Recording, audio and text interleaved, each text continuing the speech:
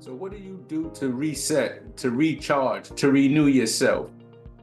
I know oftentimes as a parent, you're overwhelmed with the stress of everyday functioning in life, taking care of your business, and you become exhausted, and you very rarely have time for yourself, or that you think you don't have much time for yourself. Now, my name is Tahaka Sankara, and I'm a licensed clinical social worker. I am a licensed clinical alcohol and drug counselor, and I'm also certified as a trauma-focused cognitive behavior therapist. And throughout my experience, I have worked with hundreds and maybe even thousands of youth and parents at this time to empower them to refine the quality of their relationships by increasing their self-awareness, enhancing their communication, and developing emotional management skills so that they can enjoy a peace of mind and transfer intergenerational health. Now, I ask you again, how do you recharge yourself? How do you renew yourself? How do you reset yourself? We all have an internal battery, and at some point it gets depleted, because as we put out, we oftentimes have to recharge, right, and fill up. So there's certain things that you can do to make sure that you're taking care of yourself, right? It's called self-care. And you want to make sure that you're engaging in some type of practice that allows you to recharge or reset. Like any battery, if it gets used over and over again, it eventually needs to be plugged up.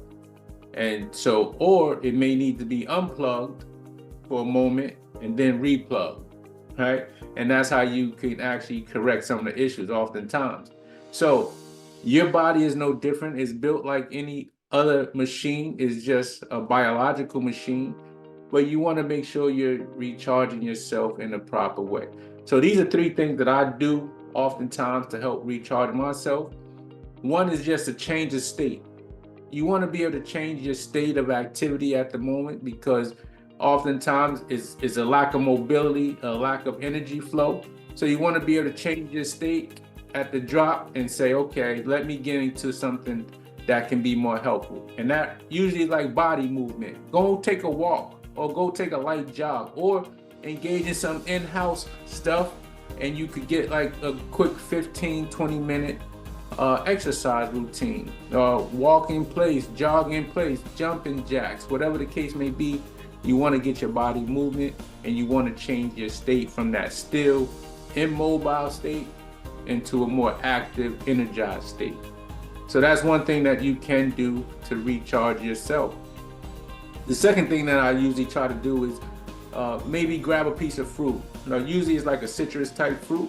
It can be helpful, maybe an orange, a grapefruit, or some pineapple. And you could eat that, or you could actually blend it and make a juice out of it. But that oftentimes sends something through my body that actually helps me to recharge myself. And it may be helpful for you. You may have some other fruits that you are aware of that can be helpful.